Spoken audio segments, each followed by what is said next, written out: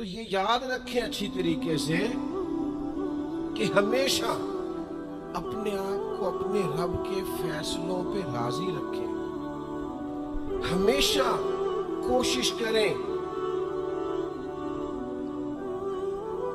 کہ مقدر سے شکوہ نہ کریں، تقدیر سے شکایت نہ کریں.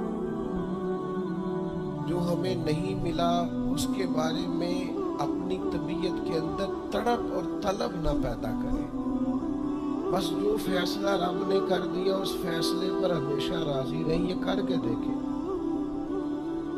حضرت انس بن مالک رضی اللہ تعالیٰ عنہ فرماتے ایک پوری جماعت جنت میں جائے گی لوگوں کی. فرشتے ان سے پوچھیں گے کہ میاں حساب دے آئے ہو؟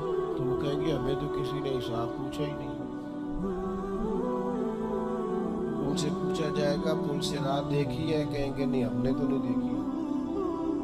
ان سے پوچھا جائے گا کہ میزان عمل؟ تو انہوں نے کہا نہیں بالکل نہیں. تو کہا اچھا تم بڑے خاص لوگ ہو، دنیا میں کرتے کیا رہے ہو؟ تو کہیں گے کرتے کچھ بھی نہیں تھے، رب کے فیصلوں پہ راضی رہتے. اور طبرانی میں ایک روایت ایسی بھی موجود ہے کہ حضور فرماتے ہیں رب کہتا ہے جس نے میرے فیصلوں پہ راضی نہیں رہنا وہ رب کوئی اور ڈھونڈ لے.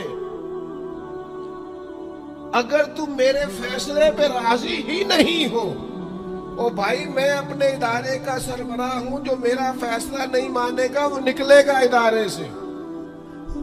میں اپنی جماعت اور تنظیم کے تعلق سے کوشش کروں گا کہ امیر کی اطاعت کا سبق دوں.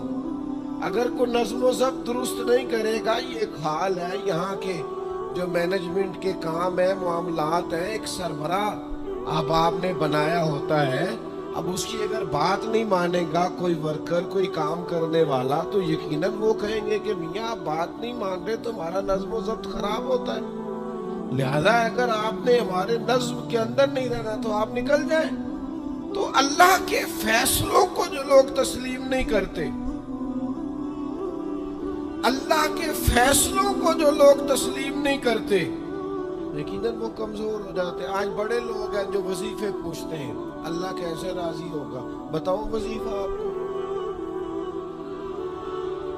امام غزالی لکھتے ہیں کہ حضرت موسیٰ کلیم علیہ السلام نے اللہ کے حضور عرض کیا مالک میری قوم پوچھتی ہے تو کیسے راضی ہوگا؟ ہم تجھے راضی کرنا چاہتے ہیں تو کیسے راضی ہوگا؟ تو حضرت موسیٰ علیہ السلام سے رب کریم نے فرمایا ان سے جا کے کہہ دو کہ مجھ سے راضی ہو جائے میں بھی ان سے راضی ہو جاؤں. یہ اپنے رب سے راضی رہیں. جو رب ان کے لیے فیصلہ کرے. وہ حضرت سفیان ثوری دعا مانگ رہے تھے نا، یا اللہ راضی ہو جا، یا اللہ راضی ہو جا، یا اللہ راضی ہو جا. تو حضرت رابعہ بصریہ رحمت اللہ علیہ بھی پردے کے پیچھے بیٹھی تھی. تو جب انہوں نے بہت زیادہ اس دعا پر اصرار کیا نا یا اللہ راضی ہو جا، تو پردے کے پیچھے سے بول پڑی، کہنے لگی سفیان اب کچھ اور نہ مانگے اللہ سے، آگے نہ چلے. جناب سفیان کہنے لگے میں دعا ہی کر رہا ہوں کہ یا اللہ تو راضی ہو جا. تو فرمانے لگی پہلے اپنے دل پہ ہاتھ رکھ کے بتائیں آپ اللہ سے راضی ہیں؟ آپ تو کہتے ہیں یہ ہے تو یہ نہیں ہے، کبھی یہ بھی مل جائے نا. اگر آپ ناراض نہ ہوں تو پہلے خیال تھا ایک سواری مل جائے چاہے موٹر سائیکل ہی ہو، مل گئی. اب بڑے پریشانی ہوتی ہے، کبھی 4 ٹائروں والی ہوتی نا، وہ بھی مل گئی، دے دی. طلب ہی یہ تھی. اب خیال آتا ہے کبھی تھوڑی سی بڑی مل جائے نا، وہ بھی مل گئی. اب جن کی ذرا گاڑیاں اونچی ہیں، ٹائر چوڑے ہیں، وہ پریشان کرتے ہیں، تو بندہ تو روک ہی نہیں رہا کہیں. تو حضرت کلیم سے رب نے فرمایا ان سے کہو مجھ سے راضی ہو جائے میں بھی ان سے راضی ہو جاؤں. یہ بھی کنز المال میں حدیث موجود ہے. حضرت ابو ہریرہ رضی اللہ تعالیٰ عنہ حدیث کے راوی ہیں، اور جملوں کی بلاغت دیکھیں کتنی مضبوط ہے. الفاظ کی ترتیب دیکھیں حضور نے کس طرح نصیحتیں کھول کھول کے بیان کر دی، اور کس طرح اللہ کے حبیب علیہ السلام نے ہمیں تاکید کر دی. اور اتنے گہرے جملے ہیں کہ بہت ساری تشریحات اور تفصیلات کی حاجت ہی نہیں رہتی. اللہ کے حبیب صلی اللہ تعالی علیہ وسلم نے فرمایا لوگوں کی، خواتین کی، دوسروں کی عورتوں کی عزت اور عفت اور عصمت کا خیال رکھنا، تمہاری عورتوں کی عزت محفوظ رہے گی۔ چاہتے ہو کہ بہو بیٹیاں گھر میں محفوظ رہیں تو ان کے لیے بہت زیادہ پردے لگانے سے عزتیں محفوظ نہیں ہوں گی، اونچے گھر بنا دینے سے، ممٹیوں کو تالے لگا دینے سے عزتیں محفوظ نہیں ہوں گی۔ فرمایا دوسروں کی، عورتوں کی عزتوں کی حفاظت کرو، اللہ تمہاری عورتوں کی عزتوں کو محفوظ فرما دے گا۔ سادی سی بات حضور نے بیان کر دی، اور نبی کریم صلی اللہ تعالی علیہ وسلم کی اس حدیث میں اگلے جملے یہ ہیں کہ اپنے والدین کے ساتھ نیکی کرو، تمہاری اولاد بھی تمہارے ساتھ بھلائی کرے گی۔ نہ لوگوں کو بتاؤ کہ میں بڑا فرما بردار تھا والد صاحب کا اور والدہ کا، اپنے آپ سے پوچھ لو، اکیلے بیٹھ کے دیکھ لو کہ وہ راضی گئے۔ ہمارے استاد صاحب ایک جملہ کہا کرتے تھے، کہتے تھے جائیدادیں تو زیادہ نہیں بنا سکا، کوئی عہدہ تو نہیں لے سکا، پر میں وہ خوش نصیب ہوں جس کی ماں بھی راضی گئی، باپ بھی راضی گیا، استاد بھی راضی گئے، پیر بھی راضی گئے، آخر میں فرماتے تھے امید ہے اللہ رسول بھی راضی ہوں گے، راضی ہوں گے۔ بھائی فرمایا اپنے والدین سے نیکی کرو، تمہاری اولاد بھی تمہارے ساتھ ہے۔ لیکن اگر کوئی والدین کو چھوڑ ہی اس لیے جائے کہ اب میرے بھی بچے ہیں، اب میں آپ کے خرچے پورے کروں کہ اپنے بچوں کے کروں، آپ کی ڈیوٹی کروں کہ اپنے بچوں کی کروں، جو بچوں کا نام لے کے باپ باپ کو چھوڑ جائے وہ کیا امید رکھتا ہے کہ صرف 18-20 سال کا فرق پڑتا ہے؟ وہ بچے بھی کہتے ہیں بس ابا جی ختم معاملہ۔ آپ کے بھی بچے تھے، اب ہمارے بھی بچے۔ تو میرے بھائی حضور نے فرمایا اگر چاہتے ہو تمہاری اولاد تمہاری خدمت کرے تو اپنے والدین کے ساتھ۔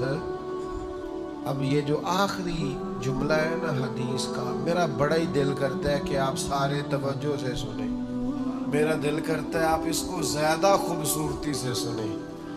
پہلا حضور نے فرمایا اس حدیث میں جملہ کریم فرمانے لگے اگر تم چاہتے ہو کہ تمہارے گھر میں عورتوں کی عزت عفت عصمت محفوظ رہے تو دوسروں کی عورتوں کی عزتوں کی حفاظت کرو۔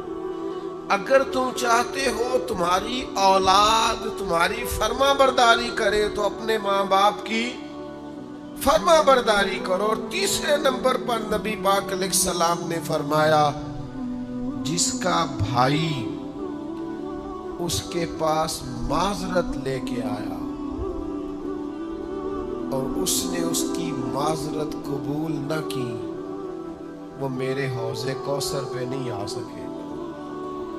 بھائی معافی مانگنے آیا تھا، معافی مانگنے آیا، وہ عذر لے کے آیا تھا، اس نے چاہا تھا کہ مجھ سے غلطی ہو گئی چلو میرا بھائی مجھے، اور اس نے کہا میں معاف۔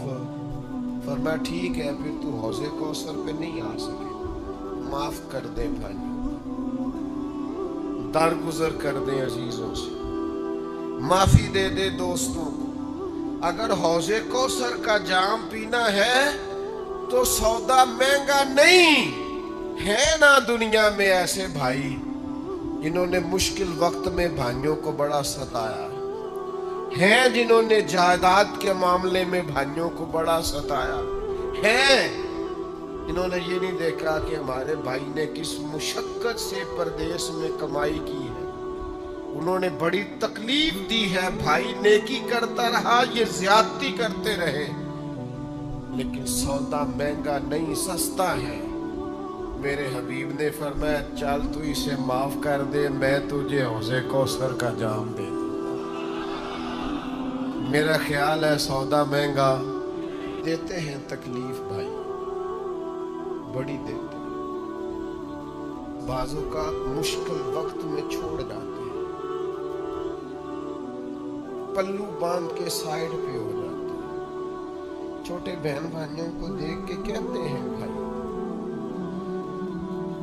ساڑھے اپنے بھی بار نہیں، انہوں نے سوچیے کہ اپنے کہتے ہیں ہاں ہاں لیکن معاف کر دو، بھائیوں کے لیے نہیں، مدینے والے کی بارگاہ سے جام کوثر کے لیے۔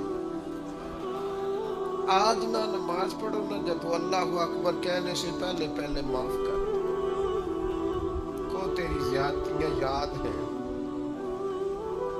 تیرے دکھ یاد ہیں، تیرے دیے ہوئے سارے گھاؤ یاد ہیں، تیری کی ہوئی ساری باتیں یاد ہیں، دل کی تختی پہ لکھے ہیں مشکل وقت میں تیرے بولے ہوئے جملے، تیری بیوی کی ہوئی باتیں، حتیٰ کہ تیرے سسرال کے کہے ہوئے ایک ایک لفظ یاد ہے، پر جا تجھے معاف کیا، ہم نے سودا کر لیا ہے مدینے والے حبیب سے، ہم نے حضور سے سودا کیا ہے، حضور نے کہا ہے کہ تو بھائی کو معاف کر کے آنا، میں تجھے کوثر کا جام دوں، تو ارادہ کر لیا ہے کوثر کا جام پینا ہے، کوثر کا جام پینا ہے۔